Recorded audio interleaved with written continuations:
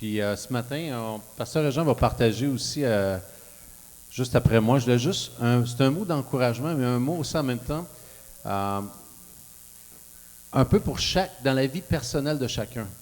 Notre, notre vie, notre communion avec Dieu se développe quand on passe du temps avec lui. Vrai?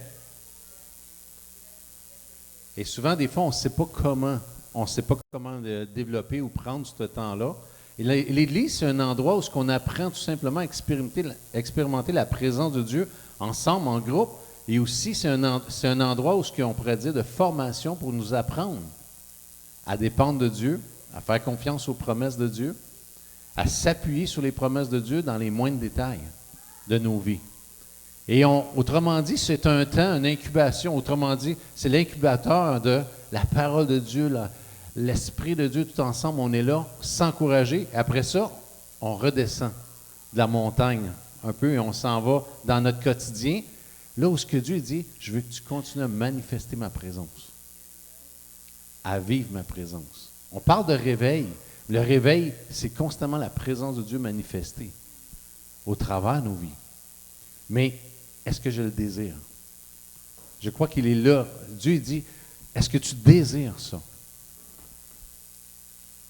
Comme un enfant, les enfants voulaient approcher Jésus, ils désiraient être proches de lui. Les adultes qui ont dit, hey, non, venez pas le déranger, le maître.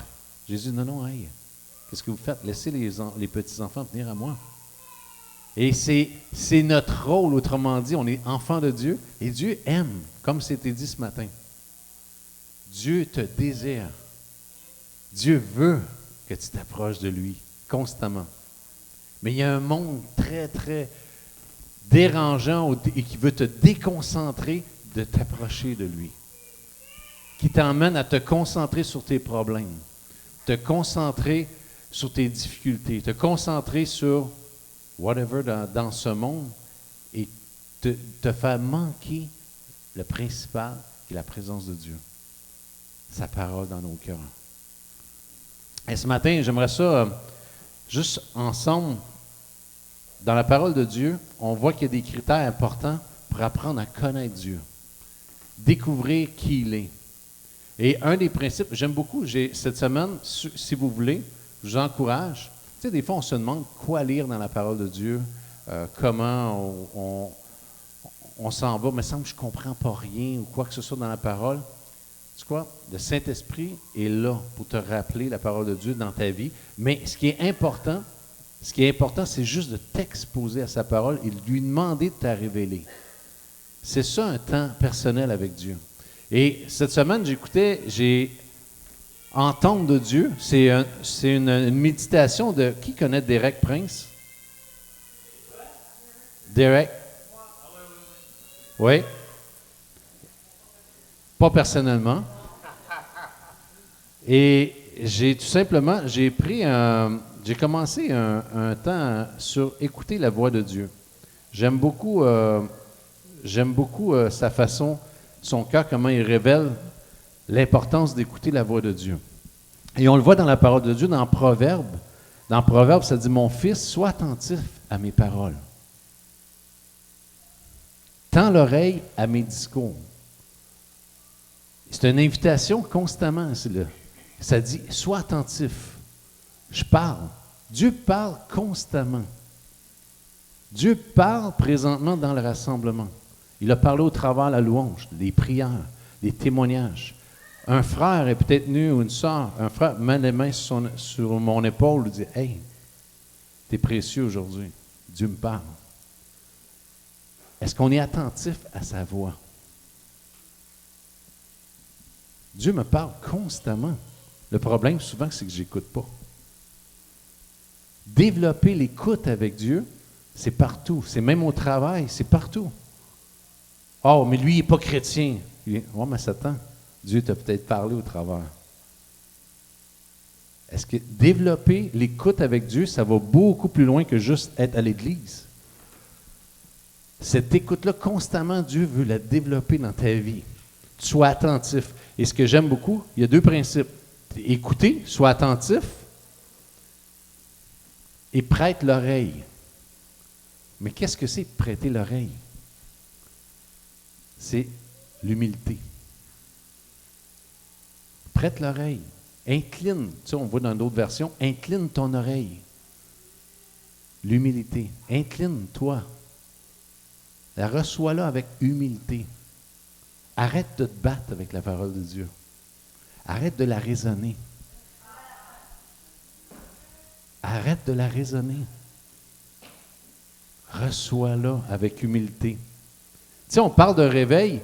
Un réveil, c'est tout simplement, c'est quand on a des cœurs d'enfants et on décide de recevoir la parole, de l'écouter et de recevoir la parole de Dieu avec humilité. Le réveil prend place.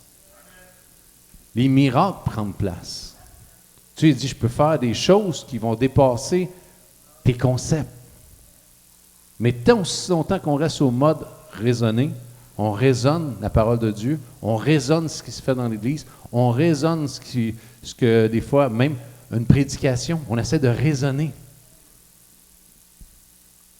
Qu'est-ce que Jésus te dit au travers de ce que tu entends maintenant? C'est pas moi. Est-ce que tu entends sa voix? Jésus vient parler à ton cœur. Et ça parle de s'incliner, et c'est deux clés importantes. D'écouter la parole de Dieu, de prêter l'oreille, et tout simplement d'être attentif à la parole de Dieu, puis d'incliner mon oreille. Mais attentif, ça veut dire aussi que je dois prendre du temps à écouter la parole de Dieu, à m'exposer à la parole de Dieu. Et quand je dis exposer, ce n'est pas nécessairement j'écoute 5 heures de message par jour, je m'expose. D'être attentif, ça peut être 2 minutes dans la parole de Dieu, mais je suis attentif à ce que Dieu me dit et Dieu me guide et je mets en pratique ces choses et tout simplement, je marche dans ce que Dieu vient de me révéler. C'est ça la vraie vie. Ce n'est pas de connaître ma Bible par cœur. C'est la vraie vie, c'est de comment je mets en pratique ce que j'ai reçu. La dîme. Mais la dîme, tu veux savoir vraiment, si tu veux vraiment savoir si tu marches dedans, est-ce que tu donnes ta dîme? Ça a-tu rapport avec l'Église? Non, c'est devant Dieu. C'est une question de marche avec lui, c'est une question j'y crois ou je ne crois pas. Ouais, mais je ne suis pas d'accord. Estime-toi avec Dieu. I don't care. Même si tu n'es pas d'accord, ça ne me dérange pas. Est-ce que tu lis, tu sois attentif à sa parole et tu inclines ton oreille, tu t'humilies devant et tout simplement tu obéis, marches dedans. Est-ce simple la vie chrétienne? C'est nous qui est compliqué. Ah, mais là, je ne comprends pas, ça ne marche pas ma vie chrétienne. J'ai tout le temps des combats, j'ai ci, j'ai ça. Oui, on en a tous des combats. Mais déjà, Dieu dit dans ton combat, tu es déjà victorieux. Je peux déjà marcher dans la victoire dans mon combat, même si ce n'est pas facile. Et je marche dedans, pourquoi? Comment je peux marcher dedans? Parce que j'écoute. Ça dit, prête l'oreille et écoute les paroles des sages. Applique ton cœur à ma connaissance. Applique ton cœur à me connaître. À connaître comment je fonctionne, comment je pense. Les sentiments, de connaître les sentiments de Christ. De les connaître. Vous pouvez les connaître, les sentiments de Christ, au travers de sa parole. Et constamment, tu sais, on se demande, souvent ta vie chrétienne va refléter le temps qu'on prend avec lui. Tu sais, si tu demandes à quelqu'un, tu vois quelqu'un qui s'entraîne, puis toutes ces choses-là, tu vois le temps qu'il prend. Il y a un résultat dans sa vie. Nous, c'est la même chose. Plus je passe de temps avec Jésus, plus que je ressemble à Jésus. Plus je passe de temps dans sa parole. Et je crois de tout mon cœur qu'on est dans une ère où on se fait voler énormément de temps. Énormément de temps. Hier, j'étais avec une personne, on était ensemble, moi, ma femme, un couple d'amis, puis tout ça, puis on était ensemble, puis la personne avait de la misère à gérer son temps. Des difficultés à gérer son temps, dans le sens que constamment, la personne a une entreprise, c'est ça, constamment son téléphone ping tout le temps. Des problèmes. d'ici. Pink, un Facebook, un ci, un Twitter, un ci, un ça.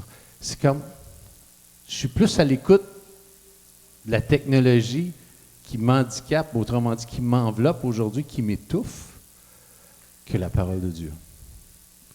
Et elle vivait des difficultés, puis ça l'emmenait tout simplement, elle n'était plus capable de penser là-dedans. Elle était submergée par ça. Et comment? J'ai dit, il faut que tu step back. Tu écoutes la voix de Dieu. Jésus dit, venez à moi, vous tous qui êtes fatigués et chargés, et je vous donnerai du repos. Rest in Him.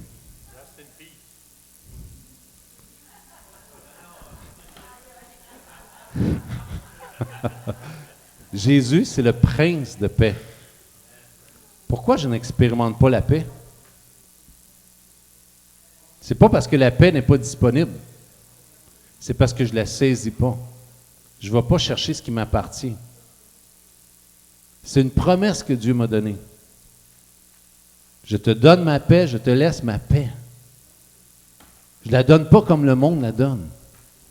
Et c'est pour ça que prendre ce temps-là avec Dieu, on parle de réveil, mais le réveil commence quand je suis attentif à son cœur. Et je demande à Dieu, je prie, je dis, Seigneur, je veux être attentif à ton cœur. Attentif à ton cœur pour pouvoir tout simplement maintenir et le mettre en pratique, ce que tu me montres dans ma vie. Et après ça, la tranquillité, de se tenir, et regardez, ça c'est vraiment intéressant, un verset dans la parole de Dieu, parce qu'on a vu tantôt, il faut écouter, et ça prend de l'humilité. Mais qu'est-ce que ça prend aussi? Ça prend du temps et de la tranquillité. Avez-vous de la tranquillité avec Dieu? La télé est-tu fermée? Est-ce que je ferme un peu mes choses dans le sens que le iPad, le téléphone, que je prends du temps avec lui? La tranquillité, ça prend du temps et de la tranquillité. Dis-moi le temps que tu investis avec Dieu, je vais te dire en quelque part comment ça va se transformer dans ta vie, qu'est-ce qui va avoir l'impact dans ta vie. Plus tu passes de temps avec lui, plus tu le ressembles et plus que tu manifestes son cœur. Souvent, on demande, « Hey, change-moi, Seigneur. Seigneur, je te prie de me changer. » On attend. Non, Dieu dit, il n'y a rien qui se fait sans passer du temps avec moi. Proverbe, on le voit dans Proverbe. C'est Proverbe 3, je me rappelle bien, ça dit, « Si tu inclines ton cœur, tu trouveras la connaissance de Dieu. » Si. Constamment, Dieu veut nous appeler. Hey, s'il vous plaît, mes enfants, venez dans ma présence. Ce matin, c'est une invitation à la présence de Dieu davantage dans ma vie personnelle. Pas juste ici. Personnelle.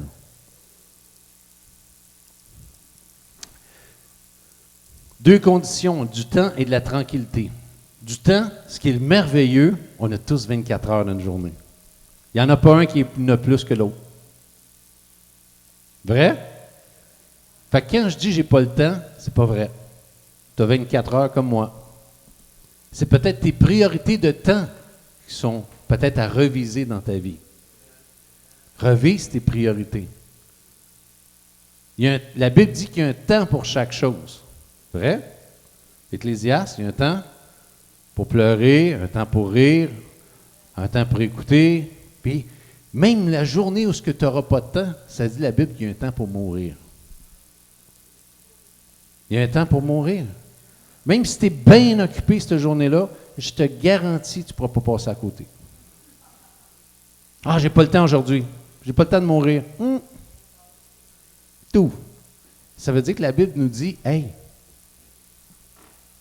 ne te fais pas. Et c'est pour ça qu'on voit David, rachète le temps.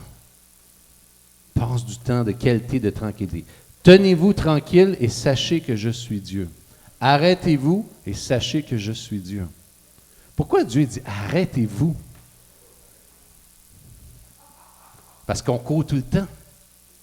Et justement, avec la personne qu'on était hier, on y partageait comment, dans sa vie, je dis, tu cours constamment. Puis honnêtement, je ne suis même pas capable de te suivre. C'est surhumain ce que tu fais. sauf que là, tu arrives au bout, tu es brûlé. Et je crois que ce n'est pas ce que Dieu t'appelle. Dieu t'appelle au repos dans tout ce que tu fais. Il t'appelle à la paix. Il t'appelle à expérimenter sa présence au travers de tes difficultés. Et c'est ça que Dieu veut t'amener à développer dans ta vie. Et c'est pour ça que je vous encourage, allez chercher, si vous voulez, juste sur c'est Holy Bible, l'application Holy Bible en français, c'est-tu la Bible 5? Non. La Bible en ligne, c'est ça? Le petit logo brun. Version YouVersion, ouais. Version Bible. Allez chercher sur Derek Prince, entendre la voix de Dieu. Être à l'écoute, attentif à la voix de Dieu. Honnêtement, ça m'a béni énormément. Et ça m'a recalibré dans ma vie sur certaines choses que je dis, hey, je veux abandonner ça, passer plus de temps avec Jésus. Parce que j'ai 24 heures comme vous autres d'une journée. Moi, j'aime ça. Dieu est juste, hein? Sur Dieu seul, regardez, dans nos vies, on se demande des fois les difficultés, nos problèmes ou ces choses-là qu'on vit, où est-ce qu'on s'appuie? Ça dit ici, dans Psaume 62, verset 1, ça dit « Sur Dieu seul, mon âme se repose paisiblement. » Et ça dit « Mais toi, mon âme, et David un petit peu plus loin, il dit dans une autre version, « Mais toi, mon âme, repose-toi paisiblement sur Dieu, car mon attente est en lui. » Mon attente est en lui. Elle n'est pas dans les gens. Elle n'est pas dans les circonstances. Mon attente, elle est en lui.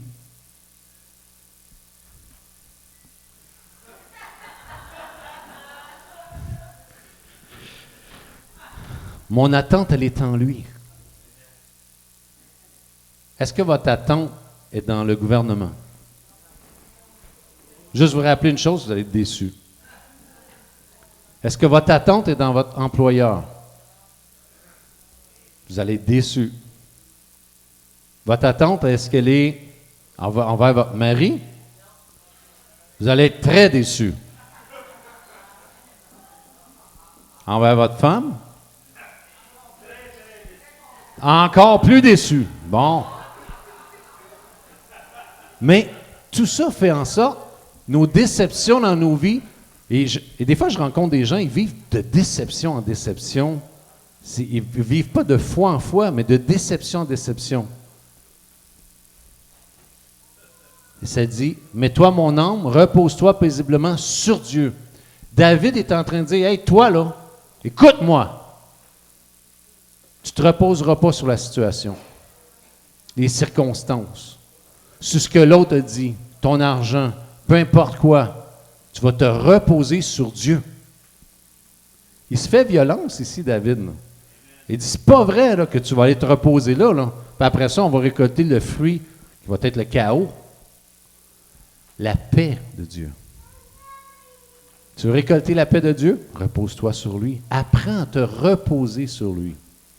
Apprends à exercer ton cœur, à te reposer sur les promesses de Dieu. C'est de l'exercice, mes amis.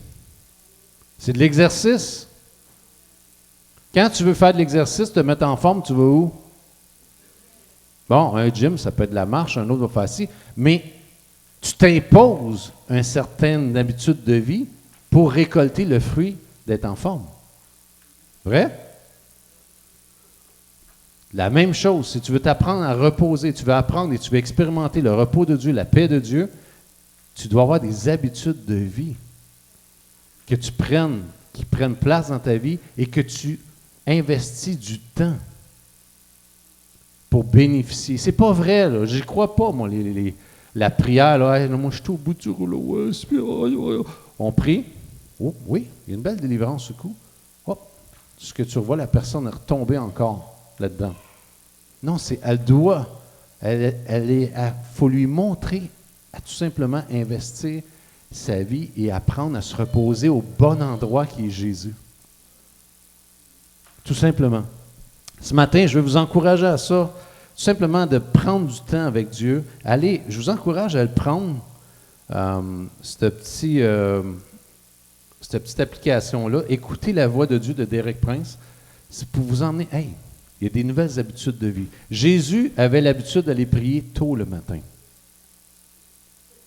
Est-ce que ça y tentait tout le temps le matin? Tu sais, souvent on est là, Jésus avait un corps comme nous, mais il savait, il avait besoin, il voulait avoir cette relation avec Dieu. C'est comme, peu importe, moi, j'aime faire de l'activité physique. Si j'en fais pas, je le vois dans ma vie. C'est pas pareil, mon corps réagit de façon différente. C'est la même affaire avec mon esprit. Tout simplement, j'ai des habitudes de vie. Pourquoi je viens à l'Église? C'est une habitude que j'ai créée. J'ai dit, cette habitude, ouais, mais moi, là, aller à l'Église, des fois, ça ne me tente pas, puis on dirait qu'on se sent obligé d'y aller. Non. C'est pas que tu te sens obligé. Quand, là, ça ne me tente pas d'aller m'entraîner, là, est-ce que je me sens obligé? Non. Je sais une chose. Si j'y vais, et après que je me suis entraîné, tu vois, je récolte le fruit de ça. C'est comme, wow, le sang circule, l'énergie, puis tout le kit. J'ai plus d'énergie. Je ne m'écoute pas tout le temps. C'est ça, marcher avec Dieu. Ce n'est plus moi qui vis, c'est Christ qui vit en moi. J'écoute pas. Et c'est quoi? À un moment donné, tu n'as pas le choix de traiter durement ton corps. Tu dis, hey, j'écoute pas. Oh, je suis fatigué aujourd'hui. Oh, ça me tente pas. Non. Je sais que ça va être bénéfique aujourd'hui avec mes frères et sœurs. Je touche la présence de Dieu. Je touche la présence. Seigneur, j'ai besoin. Venez avec des attentes avec Dieu à l'Église. Venez avec des attentes. D'être rencontré par lui, d'être visité, de voir des miracles. Dieu dit, plus que d'attentes, plus je bouge. Honnêtement, Dieu veut bouger d'une façon incroyable. Les réveils se sont faits parce qu'ils ont désiré ce réveil-là. Ils l'ont désiré. Il y avait soif.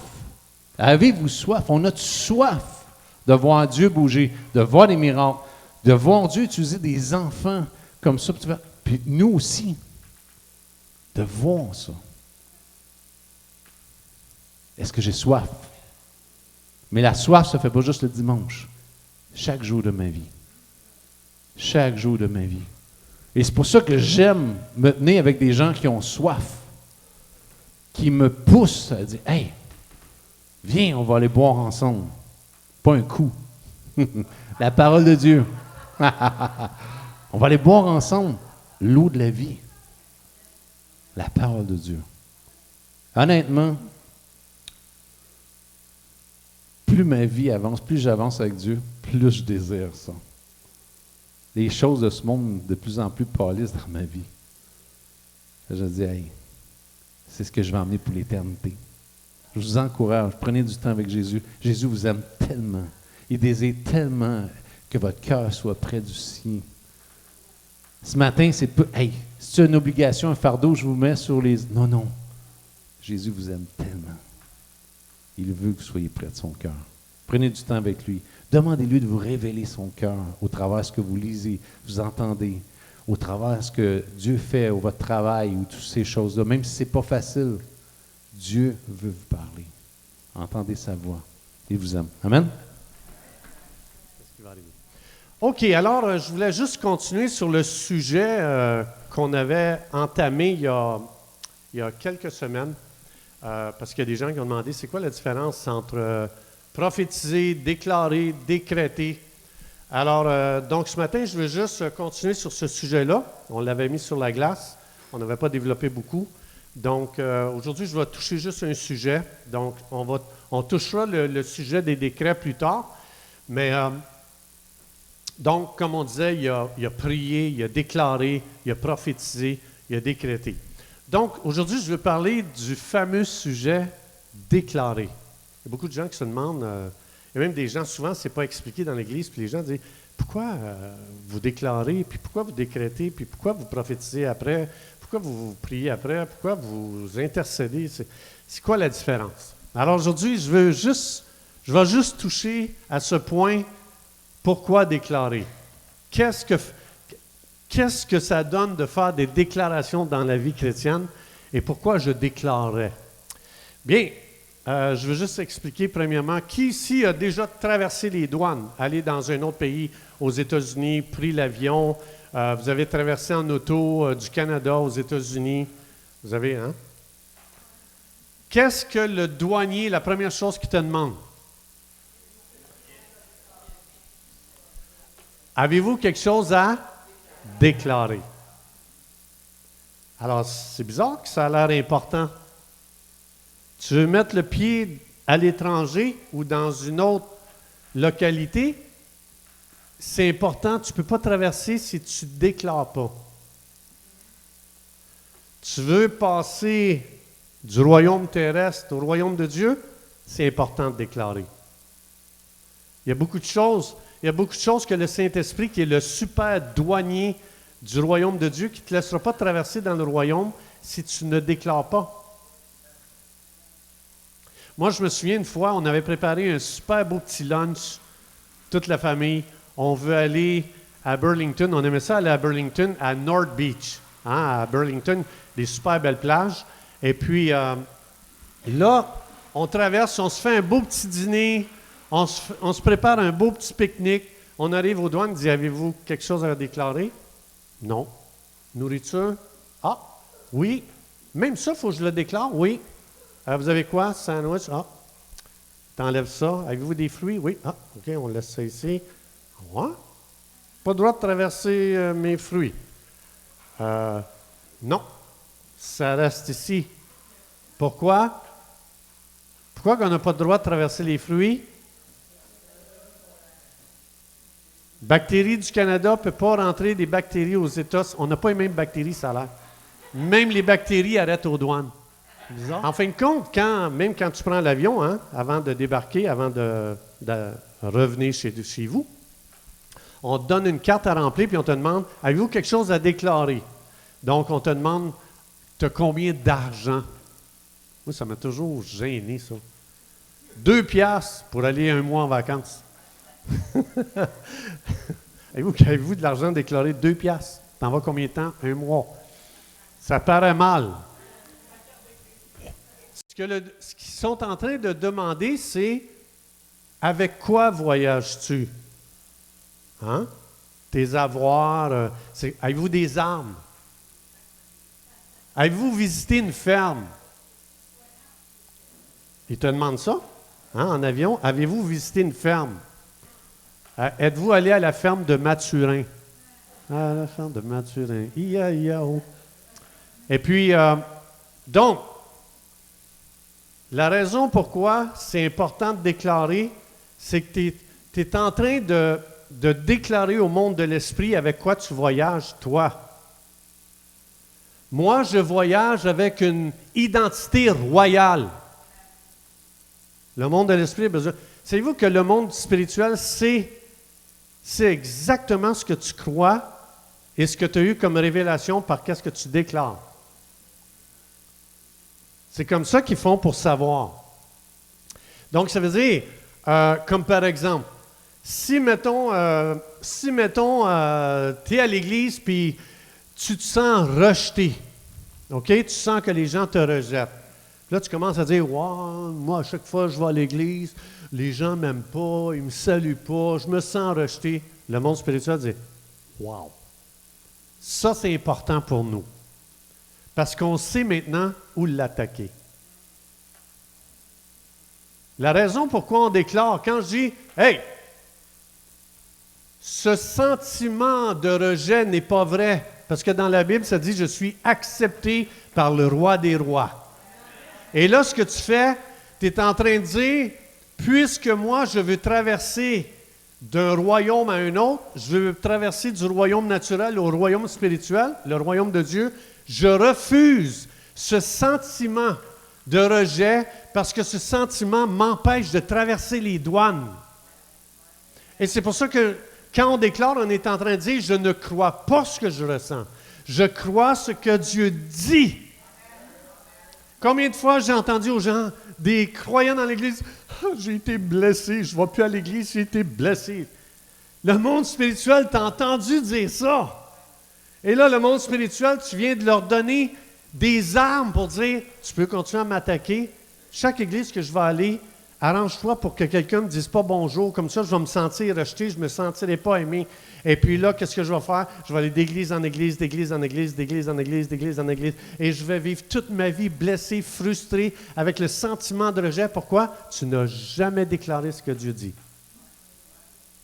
Et tu es toujours resté dans le royaume de la blessure, dans le royaume de la frustration, dans le royaume de la déception, dans le royaume de je ne sais pas quoi, mais il est naturel. Mais on est appelé à posséder le royaume de Dieu. Et pour ça, c'est pour ça que la Bible dit, attention à ce qui sort de ta bouche. Veille sur ta langue. La vie et la mort sont au pouvoir de la langue. Donc, pourquoi je déclare? C'est parce que même si j'ai un sentiment, même si je viens ici aujourd'hui et je sens que quelqu'un me rejette, je ne déclarerai pas mon sentiment, je vais déclarer la parole de Dieu. Avec quoi voyages-tu? Avec une bonne image de moi. Je voyage avec l'image que Dieu m'a donnée. Je ne voyage pas avec l'image que l'ennemi veut me donner. Alors, quand je déclare, hey, tu sais quoi? Mettons que quelqu'un t'a rejeté pour le vrai. Mettons, OK, on s'imagine. Quelqu'un a vraiment dit, je ne t'aime pas la face. Moi, ça m'est déjà arrivé, des chrétiens qui m'ont dit, toi, je ne t'aimais pas la face. Il y a déjà quelqu'un qui m'a dit ça, sérieusement. Il dit, j'aime beaucoup ton enseignement, tes messages, mais toi, je ne t'aime pas la face. Il y a déjà quelqu'un qui m'a dit ça. Sérieux. Savez-vous ce que j'ai déclaré? Tu es un aveugle. Pas à lui, à l'intérieur de moi. Si tu savais vraiment qui je suis, tu n'aurais jamais dit une chose pareille. Tes déclarations me révèlent dans quel royaume toi tu vis. Il y a des douanes que tu n'as jamais réussi à traverser. Monsieur, vous avez quoi à déclarer? Moi, je déclare que je n'aime pas la face. Dieu dit, OK, toi, tu ne traverseras pas pour rentrer dans le royaume. Tu ne peux pas traverser, aller dans le royaume avec des accusations, des condamnations et avec des jugements. Ce matin, les gens qui sont rentrés dans le royaume de l'adoration, c'est les gens qui n'ont pas eu de jugement avec ce que l'Esprit de Dieu a fait ici ce matin. Pourquoi je déclare? Pour que le monde spirituel réalise quelle est ma position dans le royaume. Fait que quand il m'envoie une projection, une pensée, les gens ne t'aiment pas, je suis le choyé de Dieu, je suis le bien-aimé de Jésus. C'est pour ça que Jean il a dit, je suis le disciple que Jésus aimait. Ça a l'air arrogant. Il n'est pas arrogant. Il est en train de déclarer au monde spirituel, moi, je me sens aimé dans le bien-aimé. Et la raison souvent pourquoi Dieu laisse l'ennemi venir attaquer les gens, dire, les gens ne t'aiment pas l'Église. Et que les gens commencent à bouffer ça, c'est que Dieu veut nous délivrer, comme Pasteur Denis a dit dans son message, d'être déçus des hommes. Et de dire, si tu savais recevoir l'amour que Dieu a pour toi, tu serais libéré de chercher ce que Dieu veut te donner. Tu la cherches dans les hommes et c'est pour ça que Dieu ne permet pas que tu sois nourri par les humains. Hein, Jésus dit dans Jean 2, 27, il ne faisait confiance à aucun d'eux. Mais il faisait confiance à son Père pour eux. Je te fais confiance, tu les as appelés. Je te fais confiance, tu les as choisis. Je te fais confiance que tu les as mis dans ma main. Je te fais confiance, toi. Et donc, les déclarations, c'est pour ça que quand Satan dit à toi, là, tu es inutile. Ah ouais? C'est drôle que Dieu dit, je suis le sel de la terre. Sais-tu à quoi sert le sel? Ce que je suis en train de dire, je ne crois plus mes émotions. Parce que tu peux jouer avec. Je ne crois plus les projections, parce que ça, ce n'est pas la vérité. Et si je veux savoir si je crois quelque chose de vrai, Jésus a dit dans Jean 8, 32, la vérité va te rendre libre. Si ça vient te lier, si ça vient te blesser, si ça vient te décourager, si ça vient t'offenser, si ça vient te donner des sentiments de rejet, ce n'est pas la vérité. La vérité, ce n'est pas juste quelque chose de vrai. Si je veux savoir vraiment si je crois à quelque chose de vrai, ça va me rendre libre. Ça, c'est la vérité. Jésus a dit, la vérité, tu sais, comme par exemple, présentement, là, il y a un gros chaos mondial et tout le monde parle. Puis là, on se demande qui dit vrai. C'est simple. Si quelque chose ne me libère pas, ce n'est pas encore vrai. C'est de l'information, mais ce n'est pas la vérité. La vérité, Jésus dit, si tu veux savoir si quelque chose est vrai, ça va toujours te rendre libre. Donc, dans l'Église, si je ne suis pas encore libre de mes émotions, si je suis encore pris d'offenses, de blessures, de déception, de sentiments de rejet, de sentiments de ne pas aimer, c'est que je vis encore dans le mensonge. Et c'est pour ça qu'on déclare. Je déclare que je suis le bien-aimé de Dieu. Et tu vas voir que plus que tu déclares ça, plus que l'ennemi ne sait plus comment t'attaquer. Je déclare que je suis très important parce que je suis le sel de la terre. C'est Dieu qui le dit. Je suis la lumière du monde. Jésus dit, « Hey, sache que même si tu donnes un petit verre d'eau à quelqu'un, ta récompense va être grande dans le ciel. » Fait que quand Satan il vient et il dit, « Hey, tu fais rien, toi, dans le royaume. Gars, eux autres, qu'est-ce qu'ils font? » Ouais. Jésus dit, « Donne juste un petit verre d'eau à quelqu'un, puis tu vas voir, ta récompense va être très grande. » Ouais, mais eux autres, regarde, ils ont parti des œuvres qui impactent le monde. Moi, je viens juste de me convertir. As-tu déjà lu la parabole que Jésus a donné le même salaire au dernier qui est venu travailler que celui qui est arrivé de bonne heure le matin? As-tu déjà entendu la vérité que Dieu dit sur ta vie? Tu vas devenir une personne libre.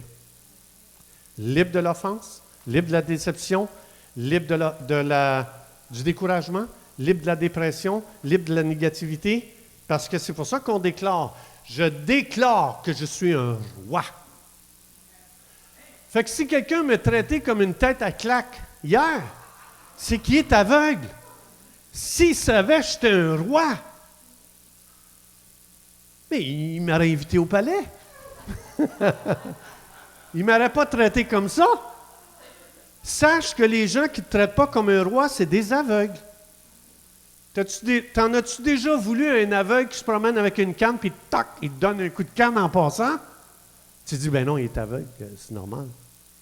Ben Jésus dit, si quelqu'un ne te traite pas comme un roi, c'est un aveugle qui marche, il t'a peut-être donné un coup de canne, il est aveugle, il ne sait pas. Fait que si quelqu'un ne t'a pas traité comme un roi, c'est un aveugle. Toi, continue à déclarer avec quoi tu voyages. Je suis un roi. Je suis un sacrificateur du Dieu vivant. Je suis assis avec Dieu sur un trône présentement au ciel. Je suis ressuscité déjà. J'ai un appel sur ma vie, j'ai une onction, j'ai des dons, j'ai des talents, j'ai des capacités, j'ai une protection extraordinaire sur ma vie. J'ai un grand appel avec une très grande mission. Si je ne déclare pas ça, si chaque jour je dis « Ah, moi, je sais rien. Moi, je ne fais pas grand-chose. Moi, tu sais quoi, je ne sais pas vraiment. Moi, j'ai hâte d'être enlevé parce que ça va mal. » J'ai dit, tu es un réformateur. Tu es un changeur d'histoire. Tu es un homme et une femme d'impact. C'est pour ça qu'il faut déclarer. Et Romains 10, 17, ça dit que la foi vient de ce qu'on entend. Fait que plus que tu dis, je suis un roi, je suis un roi, je suis un roi. Je déclare que je suis royal. Je déclare que je fais partie de la nation sainte. Je déclare que je fais partie du peuple élu. Je déclare, plus que tu déclares, plus que ta foi à toi est nourrie et plus que le monde spirituel est capable de te positionner. Quelle est ta position concernant le royaume de Dieu et quel est ton impact dans le monde spirituel? C'est pour ça que la Bible dit, attention à ce que tu dis. Parce que quand tu ouvres ta bouche, tu es en train de déclarer, tu es en train de dire à l'ennemi où est-ce que tu te situes. Fait que si l'ennemi te voit toujours dans l'amertume, dans l'offense, dans la déception, ils savent exactement quoi tirer. Ils vont tirer encore là. Et c'est pour ça que les démons ont dit, Paul, on le connaît, mais vous, qui êtes-vous? Ça montre à quel point le monde spirituel nous observe. Et le monde spirituel, la chose qui sont le plus intéressés, c'est que sort-il de ta bouche? Parce que c'est ta bouche qui est en train de leur dire ce que tu crois pas, où tu te situes, où tu te positionnes, sur quoi tu te tiens. C'est tout ça. Tu es en train de leur donner de l'information pour savoir comment ils vont dealer avec toi. Et c'est pour ça que Jésus dit, par ta bouche, tu seras condamné ou tu seras justifié. C'est juste la bouche. Donc, pourquoi déclarer? Parce que plus que je déclare, plus que je suis en train de m'affirmer et de m'établir dans ma nouvelle identité. Et plus que je suis en train de dire au monde spirituel, voici ce que j'ai décidé de croire, je ne crois plus mes sentiments ne sont pas la vérité. Ce que Dieu dit est la vérité et je vais déclarer ce que Dieu dit. Jamais ce que je ressens. Tu te sens comment aujourd'hui? C'est pas important. Moi, si quelqu'un me demande comment tu te sens, c'est pas important comment je me sens. C'est qu'est-ce que je crois. On devrait beaucoup plus rencontrer les gens et dire qu'est-ce que tu crois aujourd'hui? Au lieu de dire comment tu te sens aujourd'hui. Qu'est-ce que tu crois? Et c'est pour ça que Jésus, chaque fois qu'il rencontrait les gens, il ne leur demandait pas comment tu te sens, il disait qu'il en soit fait selon ce que tu crois. Pourquoi? On ne peut pas aller contre ça. Si je crois que vous ne m'aimez pas, ben, vous ne pouvez rien faire contre le monde spirituel, qu'est-ce qu'ils vont me faire? Vous ne pouvez pas les arrêter. Ils savent exactement. C'est pour ça que nous déclarons, parce que le monde spirituel, on les désarme. Fait que s'il m'envoie une pensée, lui, il ne t'aime pas. Pas grave, je me sens aimé de Dieu. Ah. C'est ça, il y a encore un petit peu plus loin. Elle, là, tu vois bien qu'elle ne t'aime pas à la face. C'est pas grave parce que maintenant, je ressemble à Jésus. Je ressemble de plus en plus à Jésus. S'il ne m'aime pas, c'est qu'il n'aime pas Jésus. S'il n'aime pas ma face, celui qui me dit ça, je ne t'aime pas la face. Pas grave, tu n'aimes pas Jésus, parce que c'est écrit que Dieu travaille à nous rendre semblables à son Fils. Donc, ça veut dire, fait que là, savez-vous qu'est-ce que ça fait? Plus que je déclare la parole, au lieu de déclarer mes émotions, de moins en moins de munitions dans le monde spirituel contre moi. Ils ne réessayeront pas, ils ne perdront pas leur temps. Ils n'ont pas de temps à perdre, le monde spirituel. Le monde spirituel, ils savent tellement qu'il y a tellement de choses à faire pour détruire l'humanité que si toi tu dis « Je me sens aimé par Dieu, je suis un roi, blablabla, bla, bla, bla, les autres disent « Ah là, on va aller ailleurs parce que lui, il n'y a rien à faire. » Et vous ne savez pas comment vous êtes en train d'alléger votre vie et comment vous allez... Pas que c'est léger. La raison pourquoi c'est lourd, c'est qu'on croit tellement de choses qui n'est pas vrai. La lourdeur. Tu ne fais pas une dépression en disant « Je suis un roi ».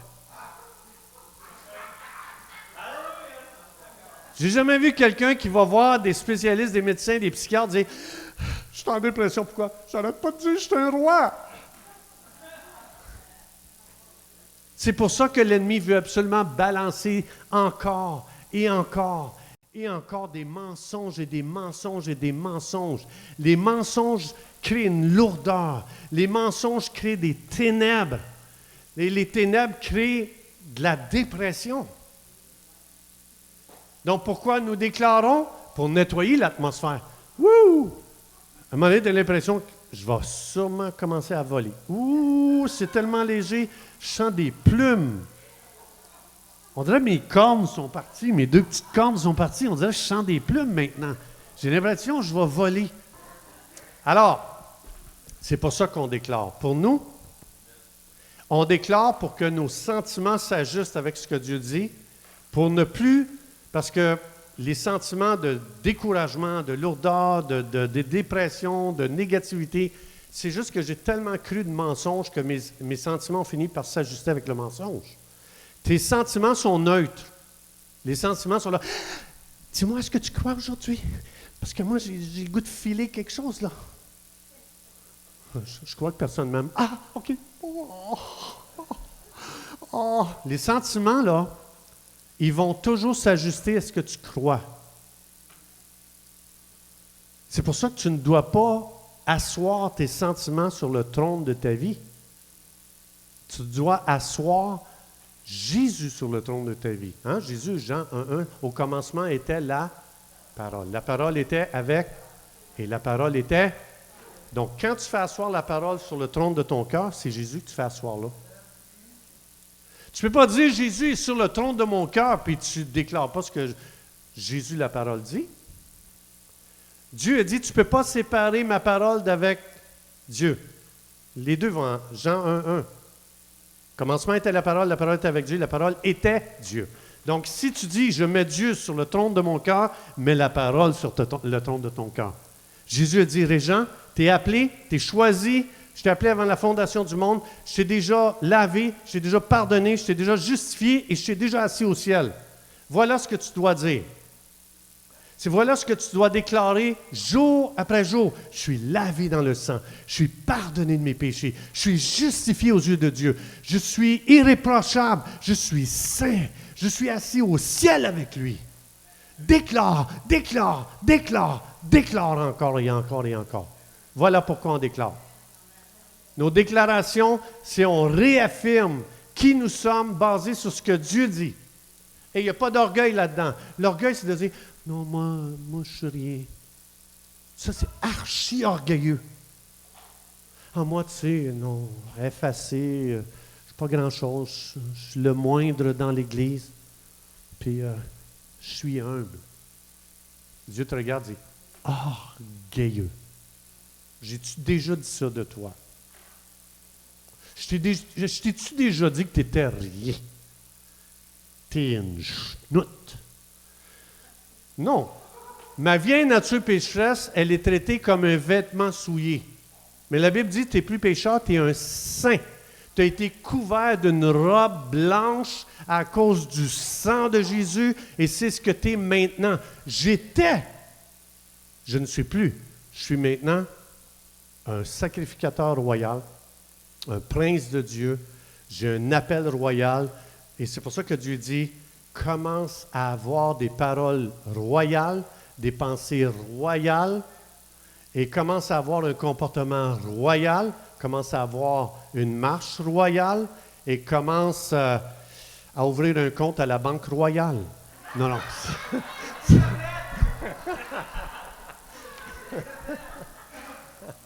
Père, dans le nom de Jésus, on va se lever ensemble.